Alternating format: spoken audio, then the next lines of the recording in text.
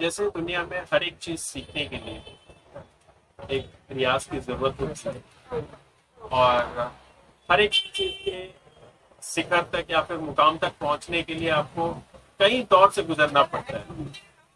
तो वैसे ही हम आज असगर भाई के पास बैठे हैं और भाई के साथ हम दो चार बातें करेंगे, जैसे कि उनका जो इस हद तक, इस मुकाम तक पहुंचने के लिए इतने मेहनतों के दौर से गुजरना पड़ा, तो इसके साथ थोड़ा सा रूबरू करते हैं आज। हम काम सीख रहा था।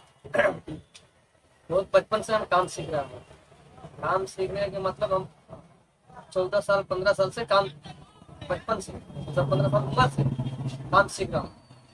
काम सीखने के बाद में 5 साल तक मैं काम सीखा। बच्चा अपने एकदम उस टाइम काम सीख रहा हूँ। बच्चे काम सीखने के लिए हमको बहुत परिश्रम करना पड़ा। सबको मैंने बात सुनना पड़ेगा, सब चीज सुनना पड़ेगा। जैसे कितने कितने साल की उम्र से आपने सीखा? हम 14-15 साल की उम्र से सीखे। अच्छा। 14-15 साल की उम्र से सीखे, 5 साल तक सीखे। 5 साल तक काम सीखते रह गए। अच्छा। 5 साल तक काम सीखते सीखते सीखते सीखते उसके बाद में हम अभी तक यहाँ तक आए हैं। और मतलब बहुत तकलीफ भी सहना पड़ता है। तो आपको क्या लगता है किसी भी चीज को उसके मुकाम तक आने के लिए उसको कष्ट को उठाना पड़ता है, सीखना पड़ता है, सीखना पड़ता है, सीखना पड़ता है। नहीं सीखने से कोई काम होगा नहीं। उसके लिए मैंने प्रैक्टिस करना पड़ेगा, देखना पड़ेगा हमारा चीज कौन गलती हो रहा है, कौन सही हो रहा है, क्या उसको मैंने हमारा चाहिए फिनिशिंग के लिए, अच्छा के लिए क्या करना पड़ेगा। उसके बारे में मैंने अच्छा करने से अच्छा आदमी हमारा बात करेगा, अच्छा आदमी काम कराएगा, आदमी आएगा हमारे पास, कस्टमर लोग आएंगे, बात करेंगे सीखने के लिए। तो ये सब चीज़ है।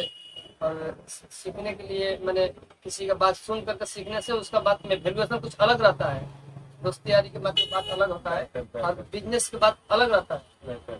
बिजनेस करने के लिए उसको थोड़ा कस्टमर हर तरह का आता है, उसको बात समझाना पड़ता है, उसको बात बताना पड़ता है, उसको सब जानकारी देना पड़ता है। हाँ ये चीज़ ऐसा रहेगा, वो चीज़ ऐसा रहेगा, वो हिसाब से वो काम होता है। तो जैसे कि आपने देखा कि असगर भाई अपने बचपन से काम सीख रहे हैं और इसी काम को मुकाम तक लाने के लिए आज तक उन्होंने बहुत सारे कष्ट उठाए और बहुत सारी दिक्कतों का सामना करना पड़ा, और आज इस मुकाम तक पहुंचने के लिए उनको हर एक चीज बारीकी से सीखना पड़ा।